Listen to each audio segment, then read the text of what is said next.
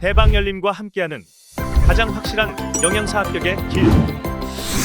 영양사 강의 진행 20여 년 이상, 수많은 합격생들이 추천하는 영양사 특강 열림 영양사 실전 모의고사 제1판 대표 저자 5인. 가장 진화된 최신 영양사 수험서. 유사상호를 주의하세요. 대방열림. 안녕하세요. 영양사 실전 모의고사에서 식품학을 담당하는 김만수입니다. 자, 바로 1회 문제부터 한번 진행을 해 보겠습니다. 102쪽 한번 보시죠. 1번 다음 중 수분 활성도에 관한 설명으로 옳은 것은? 보기 1번 식품의 수분 활성도는 항상 1보다 크다. 틀린 보기죠. 식품의 수분 활성도는 항상 0보다는 크고 1보다는 작게 구성이 되어 있죠. 그래서 보기 1번은 틀렸고요. 그 다음에 보기 2번 세균의 최저 사용육 수분 활성도는 0.7이다. 네. 자, 미생물의 최종 미생물의 최저 생육 수분 활성도를 한번 정리를 한번 해보죠. 자, 세균 같은 경우에는 0.91, 그죠? 0.91이고, 그 다음에 효모는 0.88, 그리고 곰팡이는 0.80, 그죠? 기본적으로 이 세 가지는 꼭 좀 외워 두시기를 부탁드리겠습니다. 자, 그래서 보기 2번도 틀린 거죠. 그죠? 보기 3번 가수분해 반응은 수분 활성도에 영향을 받지 않는다. 자, 여기서 보면 가수분해 반응이니까는 말 그대로 물을 첨가해서 분해하는 반응이기 때문에 당연히 수분 활성도에 영향을 받아야 되겠죠. 그죠? 그래서 보기 3번도 틀린 답이 되고요. 다음에 보기 4번. 자, 마이야르 반응은 수분 활성도 0.6에서 0.7 범위에서 반응 속도가 최대가 된다. 그렇죠. 이게 정답이죠.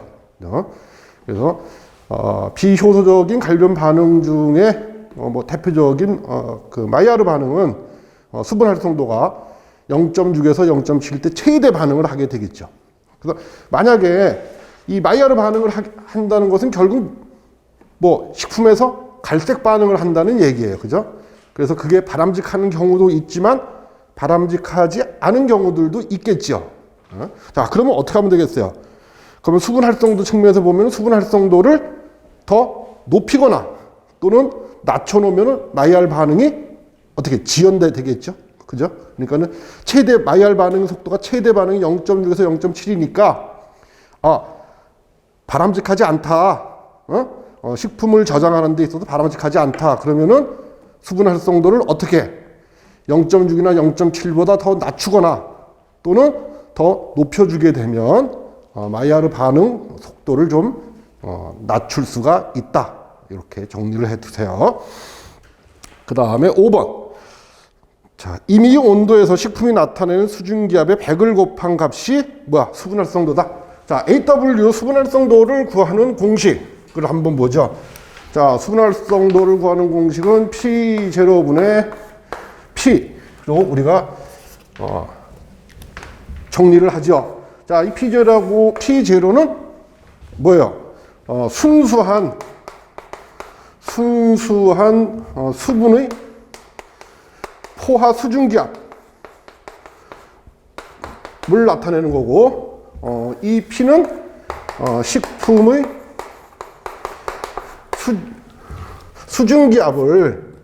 식품의 수증기압을 나타내는 거예요. 그러니까는 순수한 물에서 이제 수분이 기화되는 거, 즉 날아가는 거하고 여기는 식품 속에서 수분이 날아가는 거. 이거로 이제 우리가 AW를 이제 구하잖아요. 그럼 지금 여기 문제에서 보면은 결국 뭐예요? 거기 뭐라고 되어 있어요? 임의 온도에서 식품이 나타내는 수증기압. 자, 식품이 나타내는 수증기압이 P죠. 그죠? 여기다가 뭐를 곱한 거야? 그 문제에서 보면은요. 100을 곱한 게 뭐다? 수분 활성도다라고 보기는 그렇게 되어 있잖아요. 그러니까 전혀 의미가 없는 보기겠죠. 그죠? 그래서 틀린 예가 되고요. 자, 그다음에 이제 2번 문제 한번 보시죠. 곶감, 버섯, 해조류 등에 존재하는 당알코올. 자, 거기 곶감, 버섯, 해조류에 줄 좀 치시고요.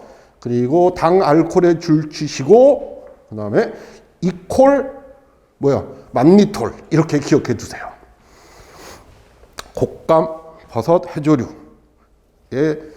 포함된 당알코올 그러면 만니톨. 자, 그러면 이제 보기 1번부터 보죠. 자, 리비톨, 리보즈의 환원체죠. 리보즈의 환원체고, 그 다음에 2번 솔비톨. 솔비톨 같은 경우는 포도당의 환원체죠. 그리고 특징이 뭐예요? 포도당의 환원체면서 당뇨병 환자의 감미료로 이용될 수 있고요. 그 다음에 이제 흡습성이 있다 정도만 결정해 주시면 되고, 그 다음에 3번 자일리톨, 자일로즈의 환원체. 자일로즈의 환원체로 얘도 마찬가지로 당뇨병 환자의 감미료로 사용이 가능하죠. 그죠? 그 다음에 보기 4번 만니톨. 자, 얘가 정답이 되겠죠. 그죠? 그 다음에 보기 5번 이노시톨. 이노시톨 같은 경우에는 그냥 우리가 일명 근육당이라고도 부르고요. 그리고 중요한 게 뭐냐면 여기 지금 리비톨, 솔비톨, 자일리톨, 만니톨까지는 전부 어떤 형태로 되어 있느냐 하면은 이런 형태, 이렇게 구조식이 이런 형태로 되었고, 이거를 우리가 뭐라 그래? 이거를 사슬 구조 형태라고 얘기를 해요. 그런데 이 이노시톨 같은 경우에는 이렇게 고리 구조로 되어 있어요. 고리 구조 형태로 된 당알코올이라는 거 좀 기억해 두시고, 그리고 얘가 근육이나 간에서 존재하기 때문에 우리가 일명 근육당이라고도 얘기한다. 좀 기억해 두시면 되고요. 그다음에 3번 문제. 다음 중 전하당의 특징으로 옳은 것. 자, 전하당이라고 하는 것은 어떻게 만드는 게 전하당이냐 하면 이렇게 해서 만드는 거죠. 자, 이렇게 설탕이 있어요. 자, 설탕을 산이나 또는 효소를 가지고 뭐를 해? 가수분해를 해요. 가수분해. 그러면은 설탕이 분해가 되겠죠. 그 뭐로 분해가 되느냐? 설탕의 구성 성분인 포도당과 과당으로 이렇게 분해가 돼. 그런데 특징이 뭐냐면 어떤 식으로 가수분해가 되느냐 하면은 동량 가수분해가 되는 거야. 동량. 그러니까는 자, 설탕 한 분자를 산이나 효소 갖고 가수분해하면 자, 동량이니까 어떻게 되겠어요? 포도당 몇 분자? 포도당 한 분자. 그죠? 그리고 과당 한 분자. 이렇게 동량 가수분해된 것을 우리가 뭐라고 하느냐? 이거를 전하당 이렇게 얘기를 한다 이거지. 그래서 이제 전하당의 특징들이 이제 거기 좀 나와 있어요. 그래서 자, 보기 1번 설탕에 인벌타제, 효소죠. 자, 효소가 작용하여 생성한다. 자, 이게 맞는 보기죠. 보기고, 그 다음에 보기 2번 물엿의 주성분. 자, 물엿의 주성분은 뭐냐 하면 덱스트린이에요. 덱스트린. 물엿의 주성분은 덱스트린이 주성분이야. 그래서 틀린 보기고, 그 다음에 단맛은 설탕의 한 2분의 1 정도다. 그게 아니고, 자, 단맛은 설탕을 100으로 기준을 했을 때, 이 전하당 같은 경우에는 124 정도가 나와요. 그래서 더 달아요. 그래서 단맛은 설탕의 2분의 1 정도가 틀린 보기고, 그 다음에 보기 4번 포도당과 과당이 3대 1의 혼합물이 아니고 어떻다고? 1대 1의 혼합물이에요. 그죠? 1대 1의 혼합물. 설탕에 비해 용해도가 낮아. 캔디 제조에 이용이 된다. 자, 설탕에 비해 전하당은 용해도가 어때요? 더 높아요. 높기 때문에 캔디 제조에 이용돼. 자, 여기서 이제 우리가 보기에는 안 나왔지만 꼭 정리를 해 두셔야 될 게 뭐냐면, 자, 이 전하당 같은 경우에는 이 설탕은 성광성이 뭐를 나타내느냐? 우선성을 나타내. 설탕은 성광성이 우선성을 나타내요. 우선성. 자, 그런데 산이나 효소 갖고 가수분해해서 만든 이 전하당 같은 경우에는 성광성이 뭐로 바뀐다? 좌선성으로 바뀐다. 그 얘기예요. 그래서 이 전하당 같은 경우에는 뭐의 능력이 더 크느냐 하면은 이 과당의 능력이 더 커요. 전하당 같은 경우는 과당의 능력이 더 크다고. 자, 우리가 이런 시간에서도 말씀 나눴듯이 왜 과당의 특징 중에서 뭐야? 천연 당 중에서는 감미도가 가장 강하다라는 거. 그래서 감미도하고 용해도는 뭐하다? 비례한다. 그렇기 때문에 과당이 천연 당류 중에서 감미가 단맛이 가장 강하니까 당연히 뭐야? 용해도도 가장 크겠죠. 그지? 그래서 설탕에 비해서는 당연히 전하당은 용해도가 커요. 낮은 게 아니고 크단 말이야. 그래서 캔디 제조에 이용한다. 그리고 이제 기억해 두셔야 될 게 우선성에서 좌선성으로 이렇게 전환이 됐다는 거. 그래서 이 과당의 능력이 더 크기 때문에 설탕에 비해서 단맛이 더 강하다라고 하는 거 꼭 좀 기억해 두세요. 뭐 뒤에도 또 비슷한 문제들이 나오니까 다시 한번 우리가 확인하기로 할게요. 그다음에 4번 문제. 자, 다음 중 전분 호화에 관한 설명으로 옳은 것은, 자, 알파형 전분이 베타형 전분으로 되는 현상이다. 자, 이런 보기들이 아마 이번 여러분들이 보실 시험에서도 아마 이런 보기가 아마 나올 수가 있을 거예요. 자, 여기서 정리를 할게요. 그러면 자, 알파형 전분이라고 하는 게 우리가 뭐라고 이해하시면 되냐면 호화 전분, 호화 전분 이렇게 이해하시면 돼요. 그거에 비해서 베타형 전분, 그 옆에 보면 베타형 전분이라고 나와 있죠. 자, 베타형 전분은 어떻게 정리하시면 되냐면 이렇게 정리하시면 돼. 상전분. 그러니까 베타형 전분은 이렇게 정리를 하죠. 자, 알파형 전분은 결국 어떤 의미하고 똑같냐 하면은 호화 전분이라는 의미하고 같은 거고, 그리고 자, 베타형 전분이라고 하는 것은 크게 두 가지를 포함한다는 거야. 자, 첫 번째가 생전분이라는 의미, 두 번째가 노화 전분이라는 의미. 노화 전분이라고 하는 의미로 이해하시면 돼요. 그래서 그 문장을 읽다 보시면 이게 지금 상전분에 대한 얘기인지 노화 전분에 대한 얘기인지를 구별을 하셔야 돼요. 그래? 근데 아무튼 알파형 그러면은 이건 호화된 상태. 베타형 그러면 이거는 생전분이나 또는 노화된 상태라고 정리를 해주시면 돼요. 그래서 전분의 호화에 대한 얘기니까 알파형 전분이 베타형 전분으로 되는 현상, 이게 틀렸죠. 그러니까 결국 이게 답이 맞으려면은 어떻게 해야 돼? 그렇지, 베타형 전분이 알파형 전분이 되는 과정, 이렇게 하면은 이제 이 문제의 답이 되겠죠. 그죠? 그래서 이제 그 다음에 보기 2번. 자, 첨가한 당 함량이 많을수록 호화되기가 쉽다. 자, 전분이 있고 전분에다가 설탕이나 당을 첨가하는 거야. 거기 당에다가 줄 좀 쳐주세요. 당. 자, 뭐 설탕이나 당 같은 걸 첨가를 해. 그러면 호화가 빨라진다? 아니에요. 늦어져. 왜 그러느냐 하면은 이 당이 무슨 역할을 하느냐 하면은 탈수제의 역할을 해. 그래서 호화를 지연시켜요. 호화를 지연시킨다고. 그래서 틀린 보기고.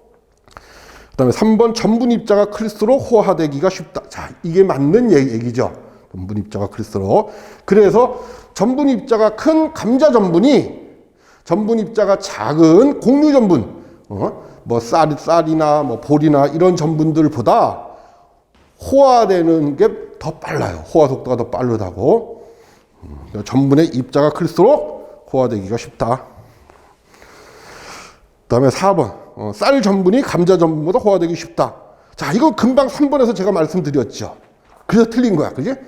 쌀 전분은 전분 입자가 어때요? 감자 전분 입자보다 커요, 작아요? 작지요. 그죠?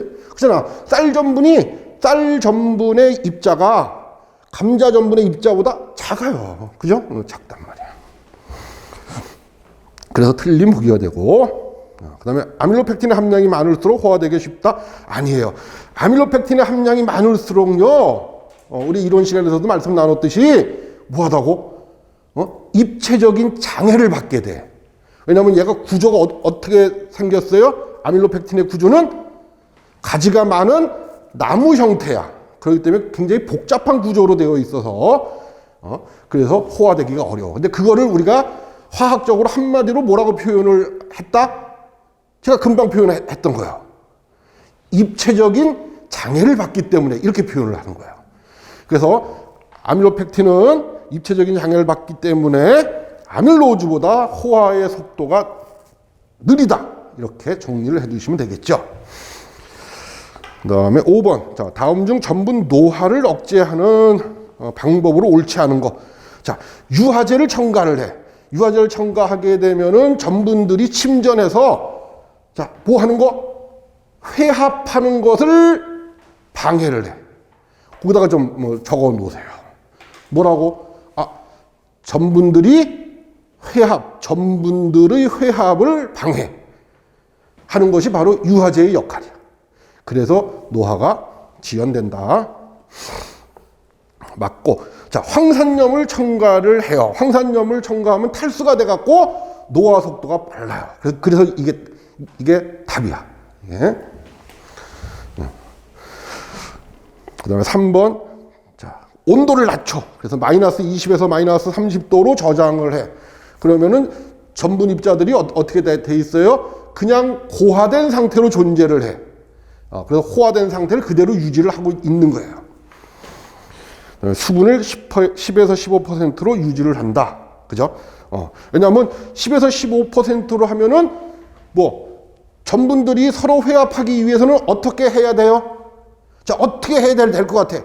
전분들이 회합하기 위해서 이동을 해야 되겠지. 그죠? 전분들이 이동을 해야 되잖아. 그런데 이동을 하기 위해서 뭐가 필요해? 물이 필요하단 말이야, 물이. 그래서 수분의 농도를 탈수를 시켜두면은 전분들의 이동을 제한을 하게 돼요. 그래서 노화를 지연시켜. 그다음에 고농도의 설탕을 첨가한다. 자, 아까 몇 번에서 우리 4번 문제인가요? 4번 문제 보기 2번에서도 같은 얘기, 비슷한 얘기 했죠. 왜? 첨가된 당이 있으면 호화가 잘 된다. 이런 표현을 썼잖아요. 그죠? 그러니까 여기 보시면은, 자, 고농도의 설탕을 첨가해. 그러면 이 고농도의 설탕이 무슨 역할을 한다? 자, 이 설탕이 무슨 역할을 해? 탈수제 역할을 해. 탈수제 역할. 그래서 뭐 할 수가 있다? 노화를 억제시킬 수 있다. 그죠? 그래서 노화를 억제하는 방법으로 옳지 않은 것은 뭐를 첨가하는 거? 황산염을 첨가하는 거. 그죠? 다음에, 자, 6번은 자, 여러분들 6번은 좀 표시 좀 해 놓으세요. 이 문제는 그 유지의 물리화학적인 성질을 총 정리해 놓은 거다. 이렇게 생각하시면 돼. 자, 1번. 보기 1번. 자, 다음 중 유지 물리화학적 성질에 관한 설명으로 옳은 것은, 자, 1번. 유지의 점도. 그 점도에다 줄 좀 쳐주세요. 점도. 점도는 불포화 지방산이 많을수록 감소한다. 자, 이게 맞는 정답이야. 불포화 지방산이 많을수록. 자, 불포화 지방산의 구조. 우리가 이론 시간에도 얘기했지만은 포화 지방산 같은 경우에는 구조가 어떻게 생겼어요? 응? 포화 지방산 같은 경우는 구조가 이렇게 직선 구조로 되어 있잖아요. 그죠? 이렇게. 자, 이게 얘가 포화 지방산의 이게 구조로 이렇게 돼 있어. 근데 그거에 비해서 자, 불포화 지방산 같은 경우에는 구조가 어떻게 생겼어요? 이렇게 이중결합 있을 때 이렇게 쭉 이렇게 가다가 이렇게 꺾이죠. 이렇게 꺾이잖아. 그래서 이중결합 있고 또 여기 이중결합 있으면 또 이렇게 꺾인단 말이야, 이렇게. 그러니까는 서로 모하기가 어려워요. 여기 이렇게 또 이렇게 불포화 지방산이 이렇게 있어. 그러면 모하기가 서로 결합하기가. 얘 같은 이렇게 직선 구조로 되어 있으면은 여기 지방산들끼리 거리가 가까워져서 결합할 수가 있죠. 그 힘이 아마 제가 이런 시간에도 말씀드렸듯이 뭐라고 말씀드렸는데 반데르발스 힘이다 이런 표현을 썼었죠. 그죠? 그래서 반데르발스 힘에 의해서 이렇게 직선 구조로 되어 있는 애들은 쉽게 결합할 수가 있어요. 그래서 점도가 높아질 수가 있다. 근데 이렇게 막 구조가 꺾여 있으면 서로 결합하기가 어렵겠죠. 그죠? 그래서 불포화 지방산이 많을수록 유지의 점도는 감소하게 돼. 자, 이게 맞는 얘기고. 그 다음에 보기 2번. 유지의 융점. 그 융점에도 줄 좀 쳐주세요. 탄소 길이가 증가할수록 감소한다. 자, 2번, 보기 2번, 보기 3번. 자, 그거 두 개를 좀 이렇게 묶어 주세요. 이렇게. 2번, 3번을 이렇게 묶어. 자, 그리고 그 내용은 자, 요거 좀 꼭 좀 기억 좀 해 두세요. 자, 이렇게 돼 있어. 이게 탄소 길이. 자, 요거 좀 같이 좀 그리시죠. 자, 탄소 길이. 야, 이거. 탄소 길이고, 자, 뭐 이쪽이 뭐라고 표현할까? 높고 여기가 낮아, 이렇게. 그런가? 자, 융점 같은 경우에는요. 지방산의 융점 같은 경우 이렇게 돼. 융점 어떻게 된다? 자, 이게 무슨 뜻이에요? 자, 탄소의 길이가 길어질수록 지방산의 융점은 높아진다. 이 뜻이에요. 이 뜻이고, 그 다음에 이렇게. 요거는 용해도 이렇게. 자, 탄소의 길이가 길어질수록 지방산의 용해도는 어떻게 된다? 낮아진다. 이렇게 좀 기억 좀 해두시면 돼요. 그러면 2번, 3번 문제는 해결이 됐어요. 그죠? 보기 2번, 3번 문제. 자, 4번. 유지 굴절률은 불포화도가 높을수록. 자, 여기서 불포화도에다가 줄 좀 쳐주세요. 자, 불포화도가 무슨 뜻이라 그랬어요? 불포화도가 이중결합의 숫자. 이중결합의 수. 자, 그러니까는, 자, 이거 보세요. 여기. 자, 굴절률이라고 하는 것은 빛이 굴절되는 것을 나타내는 정도가 굴절률이라 생각하시면 돼요. 그러면은, 자, 금방 여기서 우리가 봤듯이, 이렇게. 막, 이렇게 있다고 해봐. 이렇게. 이게 지금 불포화 지방산들이에요. 이게. 그러면, 자, 빛이 이렇게 들어와. 그러면 이렇게 와서 이제 꺾이겠죠. 여기에 매질이 다르기 때문에 꺾인다고. 빛이 이렇게 직선으로 쭉 들어오는 게 아니고. 왜냐면 여기는 공기고, 여기는 뭐야? 여기는 기름이잖아. 기름이니까는 이게 이제 꺾이게 돼요. 이렇게 와갖고 이제 꺾이게 된다고. 그래서 여기 와갖고 이제 이렇게 부딪혔어. 그 굴절돼서 또 이렇게 굴절되겠죠. 또 굴절되고, 이런 식으로. 그런데 뭐예요? 이렇게 포화지방산들만 쫙 이렇게 되어 있으면 어때요? 한번 굴절하고 그 다음에 빛이 진행할 수 있겠죠. 그지? 그래, 아이고, 잠깐만요. 마스크.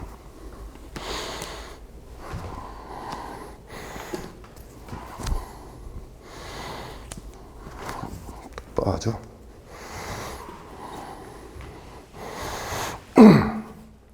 그래서 보기 4번. 유지의 굴절률은 불포화도가 높을수록 낮아진다가 아니고 뭐겠어요?